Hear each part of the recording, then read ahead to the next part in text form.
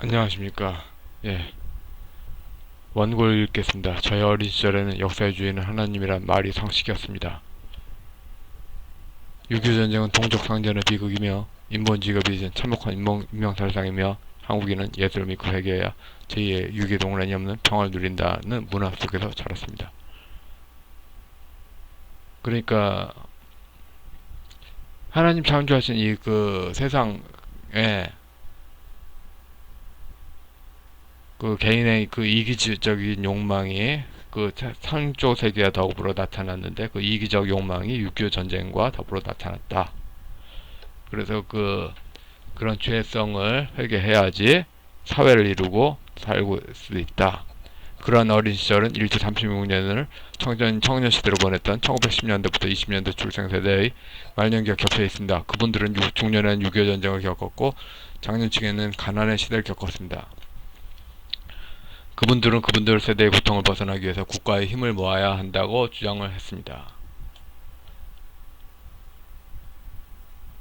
그 국가의 힘을 모아야 한다는 것은 사실상 왕권제의 의미였습니다.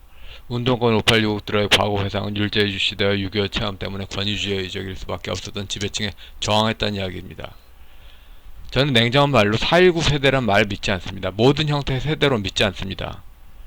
6.25 전쟁 한국 그러니까 6.25 전쟁 체험에서 그렇게 공산 군을 무찔렀던 그런 참전 세대들하고 맞싸울 수 없으니까 학생을 동원하지 않았나 저는 강하게 그렇게 의심합니다. 6.25 그러니까 4.19 세대라는 분들이 되게 40년대에서 50년대 출생 세대인데 그분들이 1910년대에서 20년대 출생 세대는 일본어로 교육을 받은 세대고 자기들은 일본 문화하고 무관하다 하는데 결과적으로 지나놓고 보면은 40에서 50년대 출생 세대도 여전히 일본 문화에 잡혀 있더라. 그래서 지금 권위주의일 수밖에 없는 선배 세대들에 대항했다. 선배와 후배의 대결로 그러니까 이지만 실질적으로는 젊은이들을 조종하는 배우의 좌파하고 그렇게 6.25 전쟁, 한국 전쟁 참가하신 분들하고 대결을 구졌죠. 저는 좌기되지 않았지만 저는 저 나름대로 군사정권 때 교육받았던 기존의 상식이 됐던 세계관이 깨어졌습니다. 저는 군사정권 때 존재했던 지배 세력의 역사만 알았지 다른 쪽의 역사를 모르고 있다는 것을 알았습니다. 사실 지금이나 그때하고 똑같아요. 엘리트들은 주변만 아는 거야. 전체를 조망하지 못했죠. 좌파들은 군사정권 때 역사 교육이 자기 권력 패거리만 쓴다고 주장하면서 권력을 잡고서는 역시 전체를 조망하지 않고 미쳤냐 그 말 지키게 권력주의 쪽만 쓰게 됐죠. 저에게는 군사정권 때 절반의 지실로 돌아가는 것이 바른 길이 아니었고 물론 운동권 좌파의 다른 의미의 절반의 지실로 향해가는 것도 바른 길이 아니었습니다. 그러니까 저 나이 또래들 70년대 출생 세대들은 대학교 때 석사 논문을 쓰면은 이러한 선택의 기로했습니다. 너네 군사정권 때 반공우익 그런 논리 틀로서 갈래? 아니면은 김영삼 이후에 주름 잡은 강만길 역사 틀로 갈래? 선택을 해라. 어느 둘 중에 하나 선택하면은 그 틀로 가는 거야. 근데 저는 동시에 썼죠. 양쪽을 동시에 다뤘습니다. 사회학적으로 양쪽에 동시에 다뤘습니다. 되게 학위는 받는 건데 교수가 주면 받는 건데 저는 고지식하게 학위를 따려고 노력했죠. 결국 저에게 이런 자세는 좌파들의 미움을 받고 축출됐죠. 근데 물론 중요한 거는 그 과정에서 우파의 도움도 거의 받지 못했습니다. 원론적으로 옳은 길이었는데 그러나 하여튼 제가 접하는 현실은 부족주의적 네트워크로 돌아간 속에서 어디에도 부름받지 못했습니다. 어차피 저는 하나님께 부름받은 소명의식이 인문학 공부의 출발점이었으니까 괜찮습니다.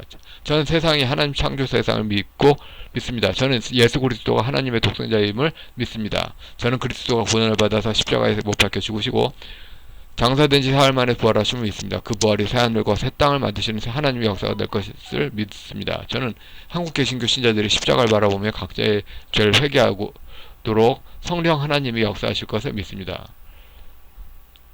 정말로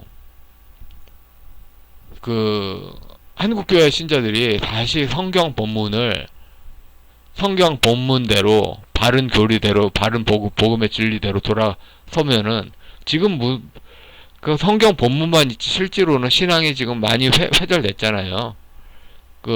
성경 본문에 바울 사도가 깜짝 놀라서 왜 유대교로 돌아가느냐 그런 질책 비슷하게 지금 한국 사회에서는 예수 믿는 사람들이 그 이전 신앙으로 돌아가는 추세가 많이 나타나는데 이것을 다시 막을 수 있어야 될 때가 됐다고 봅니다. 저는 대학생 때 좌파 성향이 기성됐을 때로부터 박정희 전두환이 한국교회를 진흥했기에 일상공간이 기독교 문화가 세워지게 됐고 그로 인하여 천도교, 원불교 등의 신종교 신앙이 핍박받았다는 그 주장을 들었습니다. 저는 천도교, 원불교를 기독교하고 연장선으로 바라봤는데 큰 오산이었죠. 1940에서 50년대 생이었던 그들이 일제시대 50년대는 권력자들이 신종교를 진행했으나 군사정권 때 신종교가 억압받았음을 주장한 목소리에 저는 당황했습니다. 그러니까 기독교하고 비슷한 종교를 군사정권이 이렇게 억압했다. 그렇게 그들은 홍보를 했고 정말로 그런 줄 알고 그렇게 했는데 지금 신종교가 한국 공산주의 운동사의 바탕신앙이었죠. 그러니까 규제를 하는데 그런 이유가 있었던 겁니다. 또 그 공산당 운동의 바탕신앙뿐만 아니라 군사정권 권위주의 체제의 바탕신앙이기도 했죠. 종교자유주의 조문은 종교 간 공존이 가능한 국가 존속을 전제합니다. 신종교는 특정 시족 중심으로 바라보는 국가 분계의 신앙입니다. 그러니까 모든 것은 없고 오직 부족만 있다. 그런 이유로 반공을 내세운 군사정권을 규제했을 것으로 봅니다. 그러나 규제당한 신종교들은 개신교와 똑같은 권리로서 법 앞에 평등을 주장했습니다. 여기서 신종교 경전들이 다 번역되지도 않았고 해설 논문도 없고 그래서 개신교인들은 개신교 비슷하겠지 그렇게 어림짐작 할 수밖에 없었어요. 속을 수밖에 없었어. 그쪽이 속이는데 뭐든지 하여튼 다 됐죠. 저는 하나님 뜻하시는 그곳은 한국교회가 세상 속에서 타종교와 종교 간 화해를 이루면서도 교회 내적으로 정결한 신앙을 해야 한다고 믿었습니다. 신종교인들의 주장대로 가면 한국의 개신교 신앙은 2등, 3등, 4등 종교가 됩니다. 저는 종교 간 평화를 이루는 헌법 자체의 길이 있다고 믿었습니다. 신종교가 토대된 자익 역사만 기록하고 싶은 정치 권력은 저를 대학의 제도권학자로 머물지 못하겠습니다. 어떠한 법벌에도 속하지 않은 제약학자가 되니 보이는 게 있었습니다. 권력을 장악해가는 좌익은 반공 중심의 역사 서술을 자기들 등재해달라고 처량하게 주장했습니다. 그 80년대 90년대 그랬죠. 그러니까 반공 체제는 유교 양반 문화의 연장이다. 권력을 쥔 유교 양반들의 오랑캐 머리로 그래서 빨갱이 머리 이런 말 유행했잖아요. 그러면은 반동 머리는 없어야 되잖아. 그렇게 말했던 사람은 반동 머리를 하면 안 되잖아. 수구 머리 하면 안 되잖아. 극우 머리 하면 안 되잖아. 하잖아. 그러니까 옛날 과거 지점에서부터가 권력을 쥐게 된 계기에 사기가 낀 거죠. 사기가 낀 거예요. 권력을 잃어가는 우익은 사회적으로 소외된 상심감 때문인지 좌익의 부정적인 낙인을 찍는 과거의 논조로 돌아왔습니다. 그래 이러니까 계속 지지. 이러니까 계속 져. 그러니까 군사정권 권위주의 체제를 벗어난다는 의미는 서양법을 배우는 진지한 교육을 진지한 마음 바꿈을 하겠다는 의미인데 안 하는 거라고 되겠습니까? 10년대에서 20년대 출생세대는 6.25 참전 용사들의 신화로 짜여진 한국사를 규범하고 싶어 했습니다. 그러니까 6.25 참전 용사 신화를 바탕으로 따라 배우기 해서 계속 후대 세대들이 그 남로당 그 용공 좌파들의 논리를 방어하길 원했습니다. 국민들의 의식세계가 국가주의 사고로 채워지길 원했습니다. 64년에서 79년 사이 박정희 시대, 80년부터 87년 사이 전두환 시대를 다루지 않기 위해서 학교 한국사 교육은 일제시대와 그 6.25 전쟁 교육에서 멈췄습니다. 그러니까 60에서 70년대 사이에 군사정권에 대해서 할 말 많은 사람들이 할 말을 못하는 거예요. 모든 역사서술에는 지필자에서 서술 시점이 담겨 있습니다. 군사정권인 반공시대 역사서술에는 반공실향민이 주축이 된 6.25 전쟁 체험이 담겨 있습니다. 이에 그들은 모든 국민은 반공실향민이 아니다라고 했습니다. 그리고 그들은 모든 국민은 호남 출신의 항일 공산주의 운동가인 듯이 기록된 시점의 역사 교육을 진행하고 있습니다. 이 역사 얘기는 2022년 현재사를 중심으로 군사정권에 저항하는 민주화운동가라는 규범화된 역사서술을 극복하려 합니다. 군사정권에 저항하는 민주화운동가라는 규범화된 역사서술을 극복하려 합니다. 이 강좌는 3개 챕터로 구성되어 있습니다. 서론, 본론, 결론이라고 할 수 있겠죠. 서론은 한국 현대사에 대한 전체적인 윤곽이라고 에 대해서 다루고 있습니다. 저는 보수, 진보, 양당을 균형 있게 다루는 것이 정상적인 한국사라고 믿습니다. 그러기 위해서 미국 선교사에 의해서 한국당의 복음이 전파되기 이전에 한국인이 믿는 신앙에 얽힌 한국인들이 하는 생각을 2개의 모델로 정리합니다. 하나는 왕권제 유교이고 하나는 신권제 유교입니다. 왕권제 유교는 자유우파를 추구하는 지역이 깔린 세속 신학이었습니다. 그리고 기독교 문명 바깥에 세상성을 지배하는 그런 세속 사회에서 지배하는 신학이었죠. 중국 문명에서 철저한 소외 지역에서 가능한 왕 중심의 역사 유교 의식이었습니다. 반면에 조선 왕제를 지배했던 유교 지역은 신권제, 귀족 마피아 중심의 인식입니다. 양반 귀족을 배출하여 관의 세금을 사용할 수 있는 귀족이 있는 쪽은 그 귀족을 중심으로 수축하던 사회 구조를 이루게 됩니다. 그리고 귀족은 서로 뭉치면서 귀족의 지배 구조에 안정을 취합니다. 이런 바탕인식은 일제시대 조선공산당 운동까지 이어집니다. 서로는 한국 현대사서술의 2개의 모델들을 논하기 위한 배경 설명에 해당됩니다. 두 번째 챕터는 한국사 본론 내용입니다. 한국사의 보수 진보 역사에 깔린 왕권제 유교와 신권제 유교의 교차 지점을 드러내려 노력했습니다. 그러니까 유교를 다룬다고 유교를 그렇게 유교 종교적 가치를 논하는 게 그렇게 하는 게 아니라 그리스도 중심으로 한마디로 지금 이 땅에 복음이 퍼져 나간다고 바라보는 입장에서 또 원래 한국인들의 가치관 아니면 복음하고 그렇게 복음을 차후로 바라보고 서양법이 통하는 한국 사회로 바라서 보수와 진보가 양쪽 그렇게 될 수 있게 이것은 미국 시민교육도 민주당과 공화당 민주당 동시에 교육하고 있죠. 그런데 유교 양식이 둘 중 어느 하나를 옳다고 하면은 부족 전쟁은 악무하는 전쟁 정당화죠. 중국 사회는 권력 쥐고 찬탈하고 복수하고 이거 무한한 반복이죠. 이거 지긋지긋하지 않습니까? 중국 문명의 시족 마을끼리 뭉쳐 사는 신앙은 시족 내부만 평화를 줬지 시족이 얽혀 사는 공간에서는 권력 변화로 중국 사회에서도 무선 비극을 창출했습니다. 시족 간의 불화불통이 나타나는 비극이었습니다. 그렇지 않다는 생각은 신화적 상상이었고 뿐이었고, 그러니까 어느 왕 아래서 행복했다 이거는 그냥 상상세계일 뿐이고 현실은 그렇지 않았습니다. 세 번째 챕터는 결론 부분입니다. 여기까지 쫓아온 분들이면은 한국 현대 정치사의 비밀에 접근하게 될 것입니다. 저는 21년 7월부터 22년 3월에 치러질 대선 전국에 본격적으로 들어선다고 봅니다. 많은 한국 국민은 대선을 앞두고 한국 사회 본질적 변화에 대해 국민적 성찰을 기대합니다. 제가 시도하는 이 역사 강좌가 국민들의 현재적 삶의 문제들을 성찰에 도움이 될 수 있기를 기대합니다. 희망의 한국사라는 제목은 군사독재 종말을 기대한 기독교인이 좋아했던 책인 몰트만의 희망의 신학에 따라서 따왔습니다.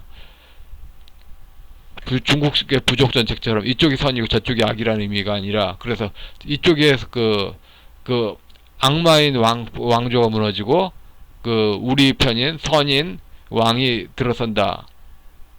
새 왕이 들어선다. 기존 왕이 무너진다 그런 체제가 아니라 근본적으로 구조학적인 그런 시스템이 그 신앙으로 돌아서려는 그 신자들의 연합에 의해서 바뀐다. 그런 생각이죠. 군사 독재를 극복한 세력이 또 다른 독재 세력이 됐으며 국민은 간절한 이 사회의 변혁을 신앙적으로 기대한다는 점을 서술하려 했습니다. 왕을 둘러싼 권력 집중으로 권위주의 기제를 침묵하는 것이 죄악이라고 말한 사람들은 자신들의 출세를 위해서 귀족 마피아 보세의 충성 맹세를 하여 공평타당한 질서를 깨뜨리는 것이 괜찮다고 말할 수 있을까요? 그러니까 권위주의 그 보스의 그러니까 이 왕 중심의 권위주의 기제하고 보스의 그 충성성 맹세하는 귀족 마피아하고 둘 다 유교잖아. 둘 다 유교잖아. 뭐가 달라? 뭐가 다르냐고. 동시에 당파적으로 움직이는 조폭 귀족 마피아 질서의 충성 맹세를 통한 부패 구조에 영합하는 것을 비판한 자들은 그 왕권제 권력 집중 구조를 변명하는 것이 타당할까요? 그러니까 당파적으로 그러니까 그 반동몰이, 극우몰이, 적폐몰이 이게 다 당파 중심의 전라도 유교 오랑캐몰이잖아. 그러니까 이 경상도 유교 왕 중심의 오랑캐몰이에 뭐 빨갱이 몰이 당했다. 이렇게 말할 수는 없는 거지. 서양법에서 말할 수도 없고 말해서도 안 되는 거죠. 보수 진보를 지배한 유교 두 가지 지배 양식은 어떤 경우도 결국은 중국 문명의 어두운 면으로서 독재로 치달을 수밖에 없습니다. 그러니까 양쪽 다 아니었다. 양쪽 다 아니었다. 둘 중에 하나 지금 현재 좌파 체제가 마치 군사정권 후반부처럼 사람들이 그 염증이 가득 찬데 그 하고 있는 관성들을 계속 밀고 나가려고 하잖아요. 대통령제가 선이고 내각제가 악이거나 대통령제가 악이고 내각제가 선이라는 것이 아니라 이게 대통령제가 사실 왕권제 얘기하는 거고 내각제가 귀족 마피아 그 경상도 전라도 이야기죠. 중국 문명의 유교나 유불선 종합으로 밝힌 대동신앙으로 이해하려는 모든 사후적 정치제도 이해가 필연적으로 민주주의 실패와 독재를 기울어질 수밖에 없다는 것을 이해하는 것이 중요할 것입니다. 군사 독재는 당시에 한국 사회의 특정한 형태의 유교 문화로 대중사회가 지배되고 있음을 대중에게 인식시키고 그것에서 돌이키는 것이 사회변화라고 대중을 설득하는 데서 사회변화가 성공했습니다. 그러니까 그 군사 독재가 붕괴는 왕권제 유교, 경상도 유교에서 대중들 벗어나게 하는 것이었어. 그렇죠. 지금 좌파 독재를 극복을 주장한다면 전라도 유교, 전라도 천도교에서 벗어나는 것이 중요하죠. 그리고 모든 사회 부조리가 여기에서 기원한다고 보면, 그러니까 모든 사회 부조리가 전라도 천도교, 천도교의 그 정치, 경제, 사회, 문화 모든 분야에 다 끼는 거. 그러니까 김대중의 반유신 운동 때부터 천도교가 천도교가 민주주의고 천도교가 통일아니고 천도교가 경작이고 천도교가 기독교다. 이런 식으로 이야기하는 거 이거에 대해서를 극복하는 게서 전망이 나아지죠. 왕권제는 왕을 배출한 부족이 기득권을 가집니다. 그런 전제로 왕의 안전이 국가의 안보가 됩니다. 왕을 배출한 귀족의 기득권은 그 부족이 아닌 이들에겐 극한의 당혹함을 만듭니다. 밀란으로 왕조 붕괴를 꿈꾸는 신앙은 신권제 유교에 기초합니다. 귀족 연합으로 처진 질서가 하나의 군주 권력이 된다는 이야기입니다. 그런 의미로 밀란 신앙은 자기들의 부족 연합의 주권이 전체 영도에 미치는 부족 연합으로서 통일을 꿈꿉니다. 그러니까 통일 담론이 이제 신비화하는 게 없어. 한마디로 권력을 쥔 귀족들의 샤머니즘적 조상 숭배예요. 딴 게 없어. 통일 담론이 이제 더 이상 전망이 아니야. 1986년에 유성환 의원이 통일이 국시다 이야기했잖아요. 조선 왕조 종족 전쟁으로 돌아가자. 그러니까 헌법 정신이 아니라 조선 왕조 종족 전쟁, 춘추 전국 시대 종족 전쟁으로 돌아가자. 유성환 의원이 말했던 게 그거였습니다. 그러니까 한번 사회에서 토론해봤습니다. 통일 담론으로 춘추 대일통 말고 다른 개념이 있었나? 없어요. 없어.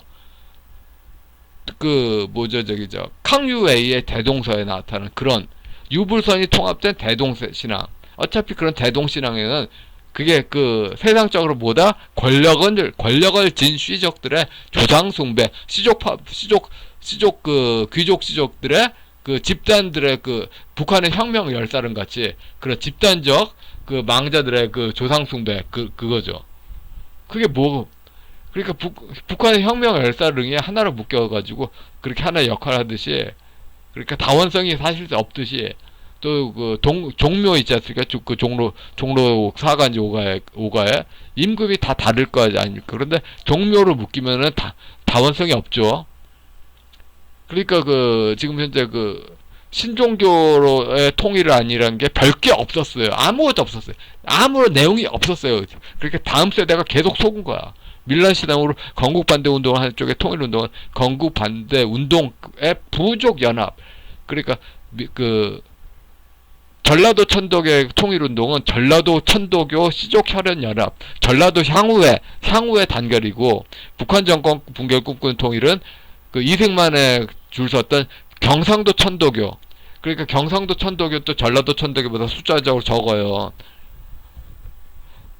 그래서 그 경상도 천도교가 그 이제 그 전라도 자꾸 지렛대로 써가지고 그 지렛대 쓰는 게 그 박근혜 탄핵과 뭐 부정선거 등에 나타나는 거고, 다수의 국민들은 어디에 양쪽에도 속하지 않습니다. 그렇다고 중도로 중간지대 임의로 프레임질하는 그런 시종교 영역에도 해당되지 않습니다. 저에겐 역사는 그렇게 하나님 피조물 세상에서 그리스도의 다시 오심을 바라보는 신앙에 비춰진 사건사입니다.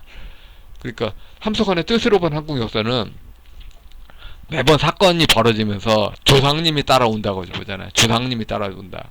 근데 원래 사건사 게슈테는 원래 기독교에서 나온 거거든요. 하나님 창조 세상에 그 모든 그 세상에 하나님 창조의 영이 들어있다. 이게에서 나온 거예요. 이거에서 나온 건데 이거를 조상신으로 바꾸는 함석헌의 사고는 되는데 왜 그 역사 그 방법론에 깔린 그 게슈테 그것에 해당되는 그 기독교적 사건사는 왜 안 되는 거죠? 그런 의문이 가장 들어요. 요한계시록에 나타난 그리스도의 환란은 우상 종교를 인정했음에도 기인합니다. 그런 비슷한 부분이 한국사에 존재합니다. 1990년대 이후에 한국교회 일부의 지도부는 후천적 개벽 종말론은 그리스도 신앙과 완전히 별개의 신임을 알면서 그리스도 구원론을 아는 기독교 지도자들이 하나님과 계약을 신자분들 모르게 끊어버리고 천도교 신관에 교환말 씌우는 신앙 범죄를 저지르고 말았습니다.